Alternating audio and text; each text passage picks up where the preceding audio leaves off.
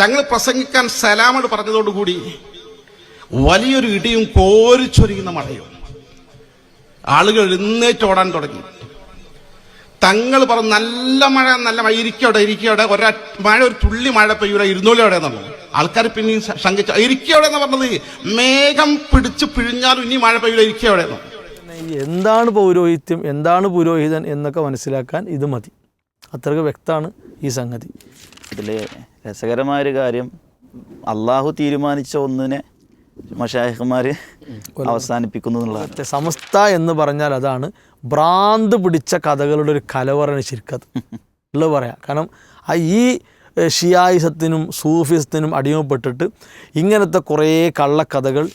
ജിഫ്രി തങ്ങളുടെ കറാമത്തുമായി ബന്ധപ്പെട്ട് ഇപ്പോൾ സോഷ്യൽ മീഡിയയിലുള്ള ഒരു ചെറിയ കാര്യം, അത് നമുക്കൊരു വീഡിയോ കണ്ടതിന് ശേഷം നമുക്ക് തിരിച്ചു വരാം.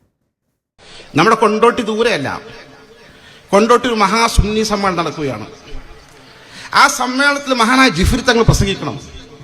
പ്രസംഗം കഴിഞ്ഞ് മാവൂരിലേക്കാണ് ജിഫ്രി തങ്ങൾക്ക് അടുത്ത പരിപാടിക്ക് പോകേണ്ടത്. മാവൂരിൽ ഭക്ഷണം പരിപാടിക്ക് ബാപ്പുഹാജിയുടെ മകളെ വീട് മാവൂരാണ്.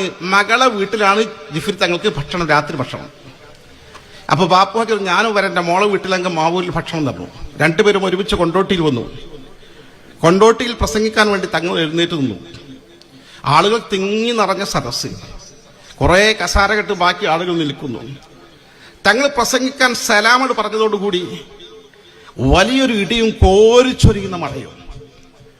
ആളുകൾ എഴുന്നേറ്റോടാൻ തുടങ്ങി. തങ്ങൾ പറഞ്ഞു നല്ല മഴ, നല്ല മഴ, ഇരിക്കവിടെ മഴ, ഒരു തുള്ളി മഴ പെയ്യൂല, ഇരുന്നൂലോടെ എന്നുള്ളത്. ആൾക്കാർ പിന്നെയും ശങ്കിച്ചു, ഇരിക്കവിടെ എന്ന് പറഞ്ഞത് മേഘം പിടിച്ച് പിഴിഞ്ഞാലും ഇനി മഴ പെയ്യൂല, ഇരിക്കവിടെ എന്ന്. ആളുകളുടെ ഇരുന്നു. ഒരു തുള്ളി മഴ ഇന്ന് ശേഷം ചാറിയിട്ടില്ല. പോകുന്ന സമയത്ത് വണ്ടിയത് ഞാൻ തങ്ങൾ പാപ്പനോട് ചോദിച്ചു, തങ്ങളെ അങ്ങനെയൊക്കെ പറഞ്ഞാൽ പിന്നീട് മഴ പെയ്താലോ, ആളുകളെ ഈമാൻ തകരാറിലാവൂലേ എന്ന് ചോദിച്ചു. ബാപ്പുജിന്റെ മശായിഖ്മാരെ ബറക്കത്ത് കൊണ്ട് ഒരിക്കലും അങ്ങനെ ഉറപ്പിച്ച് പറഞ്ഞാൽ നടക്കൂ, പ്രശ്നം വരില്ല എന്ന്. അതാണ് ജിഫ്രി തങ്ങൾ. മുസലായി കേട്ടല്ലോ, കണ്ടല്ലോ വീഡിയോ. മശായിഖ്മാരുടെ ബർക്കത്താണ് ഈ സമുദായത്തെ ആത്മീയ ചൂഷണത്തിന് വേണ്ടി ഇത്തരം കാര്യങ്ങൾ ചെയ്തുകൊണ്ട് പല അതിശയോക്തി ഉള്ള കഥകൾ, മായാവി കഥകളെന്നൊക്കെ നമ്മൾ പറയുന്ന കഥകൾ പറഞ്ഞിട്ടാണ് ജനങ്ങളെ മുൾമുനയിൽ നിർത്തുന്നത്. സത്യത്തിൽ ഇവർ ഈ കഥകൾ കൊണ്ടൊക്കെ ലക്ഷ്യം വെക്കുന്നത് എന്താണ്?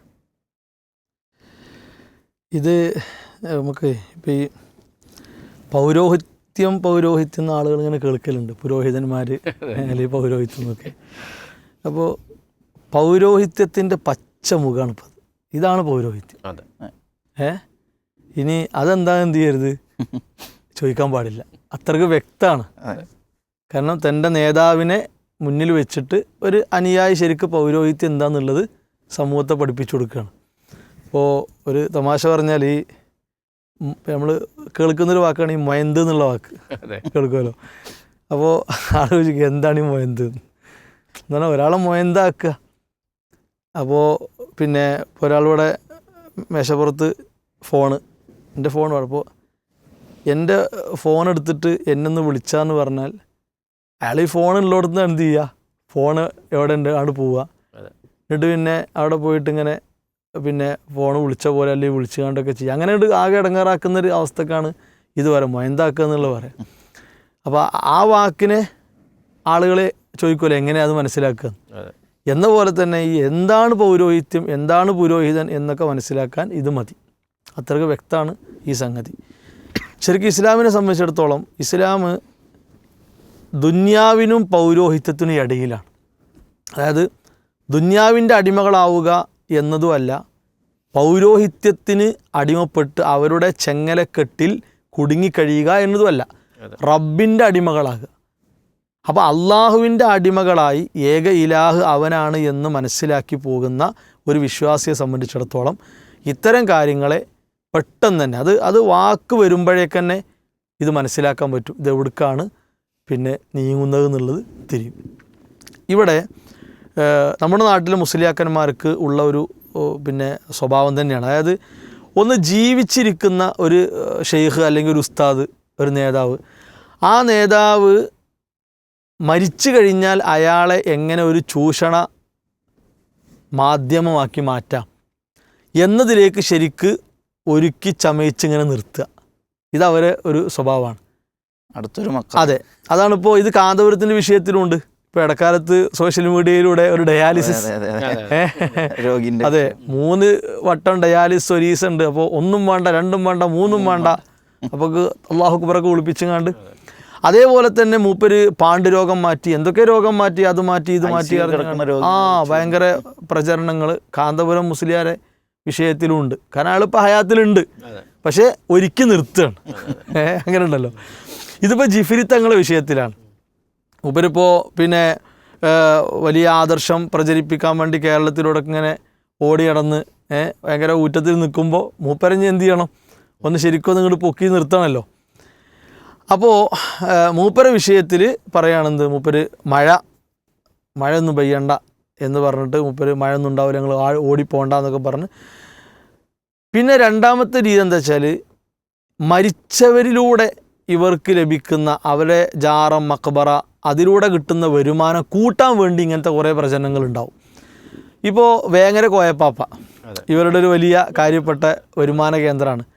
അയാളോട് മഴയില്ല എന്ന് പറഞ്ഞപ്പോൾ അയാൾ തുണി പൊക്കി കാണിച്ചു കൊടുത്തു, അതാ വരുന്നു തകർപ്പൻ മഴ. ഇത് ഒരു സമൂഹത്തോട് പറയും, എന്തൊരു സംസ്കാരം അത്. ഇതൊക്കെ ഇസ്ലാമിൻ്റെ പേരിലാണല്ലോ എന്ന് ആലോചിക്കണം. ഇങ്ങനൊരു സംസ്കാരമുണ്ടോ ഇസ്ലാമിന്? CM മടവൂർ ഇവരുടെ കേളി കേട്ട ഒരു ആരാധ്യനാണ് CM മടവൂർ.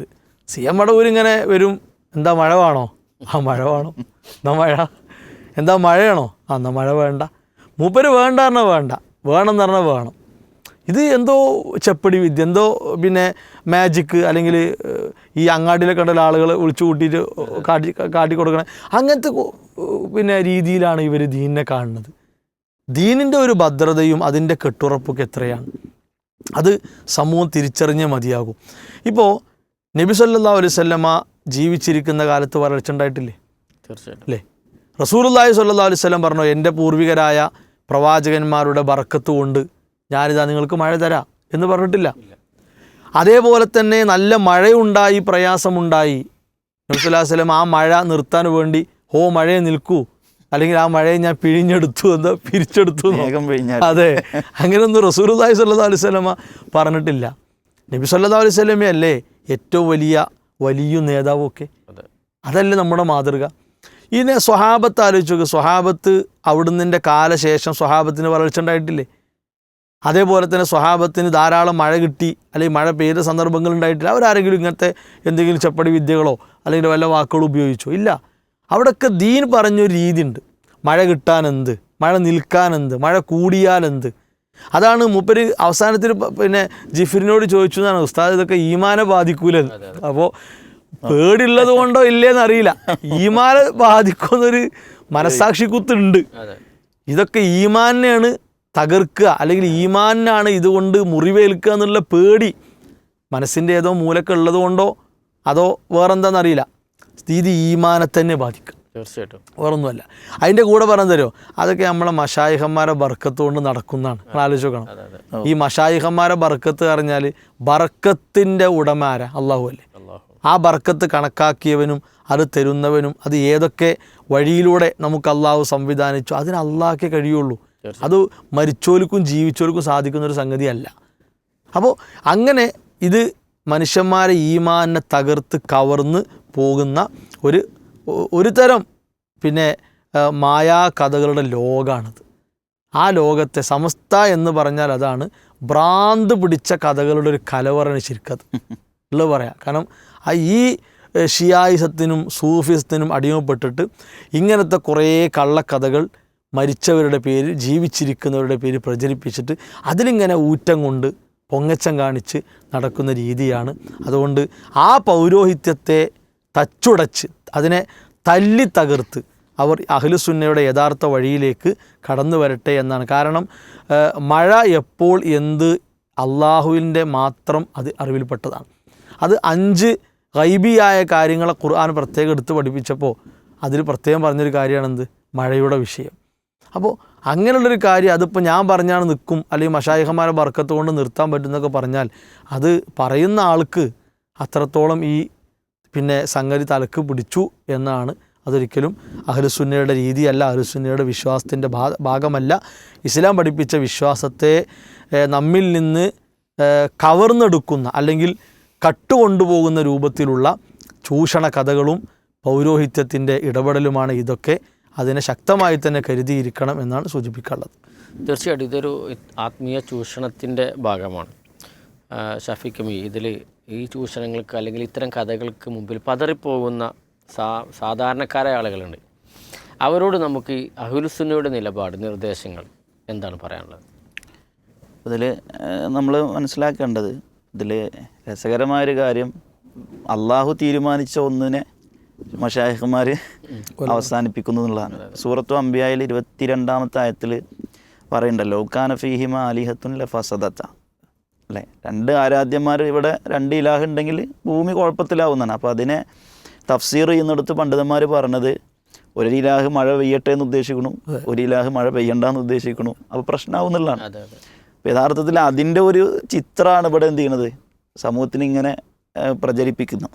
ഇതിൽ സാധാരണക്കാരായ ആളുകൾ മനസ്സിലാക്കേണ്ടത്, ഈമാനാണ് നമ്മുടെ പ്രധാനം. പരലോകത്ത് വിശ്വാസം കൊണ്ടാണ് വിജയമുള്ളൂ. അതല്ലെങ്കിൽ ഒരിക്കലും കർമ്മങ്ങൾ കൊണ്ട് ഒരാളും വിജയിക്കുന്നില്ല. ഈമാൻ കൊണ്ട് മാത്രമേ വിജയിക്കുള്ളൂ എന്നുള്ളത് തന്നെയാണ്. ഇപ്പോൾ അംർ ഇബ്നു ആസ് റളിയല്ലാഹു തആല അൻഹു മരണക്കിടക്കയിൽ കിടക്കുന്ന സമയത്ത് അദ്ദേഹം പൊട്ടിക്കരയുന്നുണ്ട്. കരയുമ്പോൾ അദ്ദേഹത്തിൻ്റെ മകൻ അബ്ദുല്ലാഹി ഇബ്നു ഉമർ റളിയല്ലാഹു അൻഹു അദ്ദേഹത്തെ ആശ്വസിപ്പിക്കുകയാണ്. അബ്ദുല്ലാഹി ഇബ്നു അംർ റളിയല്ലാഹു അൻഹു ആശ്വസിപ്പിക്കുകയാണ്. അപ്പോൾ അബ്ദുല്ലാഹി ഇബ്നു അംർ റളിയല്ലാഹുവിൻ്റെ അടുത്തേക്ക് ഇങ്ങനെ കണ്ണീര് തുടച്ചിട്ട് അംർ ഇബ്നു ആസ് റളിയല്ലാഹു അൻഹു പറയുന്നുണ്ട്, ഇന്ന അഫ്ളല മാ നുഇദ്ദു ഷഹാദത്തു അല്ലാ ഇലാഹ ഇല്ലല്ലാഹ്. നമ്മൾ ഒരുക്കി വെച്ച ഏറ്റവും വലിയ വിഭവം പരലോകത്തേക്കുള്ളത് ലാ ഇലാഹ ഇല്ലല്ലാഹ് എന്നാണ്. അപ്പോൾ ലാ ഇലാഹ ഇല്ലല്ലാഹയെ നഷ്ടപ്പെടുത്തുന്ന, അഖീദക്ക് പ്രശ്നം വരുന്ന ഒരു കാര്യത്തിലേക്ക് ഒരു മുഅ്മിൻ പോയാൽ അതവന് തീർത്താൽ തീരാത്ത നഷ്ടം തന്നെയാണ്. അല്ലാഹുവിൻ്റെ റസൂൽ സല്ലല്ലാഹു അലൈഹി വസല്ലമയുടെ അടുക്കലേക്ക് അബ്ദുല്ലാഹി ഇബ്നു സഖഫി റളിയല്ലാഹു തആല അൻഹു എന്നിട്ട് ചോദിക്കുന്നുണ്ട്, റസൂലെ, എനിക്കൊരു ഉപദേശം തരണം. ആ ഉപദേശം വളരെ അർത്ഥവത്തായതും മറ്റൊരാളോട് ചോദിക്കാൻ വകവരുത്താത്തതും ആക്കണം. അത്രയും ഹ്രസ്വമായ ഒരു ഉപദേശം, കാമ്പുള്ളൊരു ഉപദേശം. ഇപ്പം നബി സല്ലല്ലാഹു അലൈഹി വസല്ലം പറയുന്നുണ്ട്, കുൽ ആമൻതു ബില്ലാഹി സുമസ്തഖീം. ആമൻതു ബില്ലാ എന്ന് പറയുക, എന്നിട്ട് അതിൽ അടിയുറക്കുക. ഇപ്പോൾ ഫറോവയുടെ കൊട്ടാരത്തിൽ മാഷിദ റളിയല്ലാഹു തആല അൻഹ, അല്ലെ, അവർ അടിയുറച്ചല്ലോ. ഫറോവ എത്രത്തോളം പരീക്ഷണങ്ങളെടുത്തു, ആസിയ ബീവി അടിയുറച്ചു. അതുപോലെ ഒരു ഈമാനിൽ അടിയുറക്കുക എന്നതാണ് ശരിക്കും ഈ സമൂഹത്തെ നമ്മൾ പഠിപ്പിച്ചു കൊടുക്കേണ്ടത്. അതാണ്, അവിടെയാണ് ഈ അള്ളാഹുവിൽ നിന്ന് പിടുത്തം പിടിച്ചിട്ട് ബാക്കിയുള്ളവരിലേക്ക് കൊണ്ടുപോകുന്നതെന്നുള്ളതാണ്. അപ്പം അതുകൊണ്ട് ഈമാൻ തന്നെയാണ് പ്രധാനം. അത് നഷ്ടപ്പെടാതിരിക്കാനുള്ള നല്ല പ്രാർത്ഥന. അള്ളാഹു വരുത്തിയ ഒന്നിനെ ഒരാൾക്കും തടയാൻ പറ്റില്ല. നിസ്കാര ശേഷം നമ്മളൊക്കെ പ്രാർത്ഥിക്കുന്നതിൻ്റെ അർത്ഥം പഠിച്ചാൽ തന്നെ ഇതൊക്കെ പരിഹരിക്കപ്പെടും, അല്ലേ? അല്ലാഹുമ്മ ലാ മാനിയ ലിമാ അഅ്തൈത എന്നുള്ളതാണല്ലോ. അള്ളാഹു തന്നതിനെ തടയാൻ ഒരാൾക്കും പറ്റൂല. അള്ളാഹു തടഞ്ഞതിനെ തരാനും വലാ മാനിയ ലിമാ അഅ്തൈത വലാ മുഅ്തി ലിമാ മനഅത. തരാൻ വെച്ച ഒന്ന് കാര്യത്തെ തടഞ്ഞ് വെക്കാൻ ഒരാൾക്കും കഴിയില്ല. അതേപോലെ തടഞ്ഞൊരു കാര്യത്തെ ഒരാൾക്ക് പിടിച്ചു വാങ്ങി തരാനും കഴിയില്ല. ഇപ്പോൾ ഇബ്നു അബ്ബാസ് റളിയല്ലാഹു അൻഹു പറയുന്നുണ്ടല്ലോ, ലവിജിത്തമഅത്തിൽ ഉമ്മത്തു എന്നാണ്, അല്ലേ? ലോകം മുഴുവൻ ഒന്നിച്ചാലും നടക്കൂല. പിന്നെ ആ ഒരു വിശ്വാസമാണ് ഒരു മുഅ്മിൻ്റെ മനസ്സിൽ അടിയുറക്കേണ്ടത്. അതുകൊണ്ട് നന്നായിട്ട് പ്രാർത്ഥിക്കുക. യാ മുഖല്ലിബൽ ഖുലൂബ്. റസൂലിൻ്റെ രാത്രി നിസ്കാരത്തെ പ്രാർത്ഥന എടുത്താൽ അല്ലാഹുമ്മ റബ്ബ ജബ്രായില വ മീകായില എന്നുള്ള പ്രാരംഭ പ്രാർത്ഥനയിൽ ഇഹ്ദിനി ലിമഖ്തുലിഫ ഫീഹി മിനൽ ഹഖ് എന്നാണ്, അല്ലേ? ഇഖ്തിലാഫുള്ള അഭിപ്രായ ഭിന്നതയുള്ള കാര്യങ്ങളിൽ ഹക്കിലേക്ക് എന്നെ വഴി നടത്തണം എന്നുള്ളത് റസൂലുള്ളാഹി സ്വല്ലല്ലാഹു അലൈഹി വസല്ലം പോലും പ്രാർത്ഥിക്കുകയാണ്. അപ്പോൾ അതുകൊണ്ട് ഹിദായത്ത് നിലനിർത്തി തരാനുള്ള പ്രാർത്ഥന, യാ മുഖല്ലിബൽ ഖുലൂബ് സബ്ബിത്ത് ഖൽബി അലാ ദീനിക്, യാ മുസർരിഫൽ ഖുലൂബ് സർരിഫ് ഖുലൂബന അലാ തുഅതിക്, റബ്ബന ലാ തുസിഗ ഖുലൂബന ബഅദ ഇദ് ഹദൈതന. ഇങ്ങനെയുള്ള പ്രാർത്ഥനകൾ അതിശക്തമായിട്ട് നമ്മളിൽ ഉണ്ടാവണം. ഇത്തരം ആദർശ വ്യതിയാനങ്ങളെ ശക്തമായി കരുതിയിരിക്കണം എന്നുള്ളതാണ്. ലാ ഇലാഹ ഇല്ലല്ലാഹ് മരിച്ച് പറഞ്ഞു മരിക്കാനുള്ള ഒരു തൗഫീഖാണ് നമുക്ക് വേണ്ടത്. അള്ളാഹു അതിന് നമുക്കൊക്കെ തൗഫീഖ് നൽകട്ടെ എന്ന് പ്രാർത്ഥിക്കുകയാണ്. ഏതായിരുന്നാലും കാര്യങ്ങൾ വ്യക്തമാണ്. നമ്മൾ മനസ്സിലാക്കേണ്ടത് ഇസ്ലാമിൻ്റെ പ്രമാണം ഖുർആനും സുന്നത്തുമാണ്. അത് കൃത്യമാണ്, അത് വക്രതയില്ല, അത് അതിശയോക്തി കഥകളോ മായാവി കഥകളോ ഒന്നുമല്ല. ഏതൊരു സാധാരണക്കാരനും കൃത്യമായി മനസ്സിലാക്കാൻ പറ്റുന്ന, ജീവിതത്തിൽ പുലർത്തി കൊണ്ടുപോകാൻ സാധിക്കുന്ന കൃത്യമായ കാര്യങ്ങളാണ് നബി സല്ലല്ലാഹു അലൈഹി വസല്ലമ നമുക്ക് പഠിപ്പിച്ചു തന്നിട്ടുള്ളത്. ആ പ്രമാണത്തിൽ നിന്നുകൊണ്ട് ജീവിച്ചാൽ മാത്രമാണ് ഇഹലോകത്തും പരലോകത്തും നമുക്ക് രക്ഷയുണ്ടാവൂ എന്ന തിരിച്ചറിവ് സഹോദരങ്ങളെ നമുക്കുണ്ടാകണം. കൃത്യമായി ദീന് പഠിക്കുക, സത്യം സത്യമായി മനസ്സിലാക്കുക. അള്ളാഹു അതിനുള്ള തൗഫീക്ക് നമുക്കെല്ലാവർക്കും നൽകി അനുഗ്രഹിക്കുമാറാവട്ടെ. വാഹ് ദവാന അൽഹംദുലില്ലാഹി റബ്ബിൽ ആലമീൻ. അസ്സലാമു അലൈക്കും വറഹ്മത്തുള്ളാഹി വബറകാതുഹു.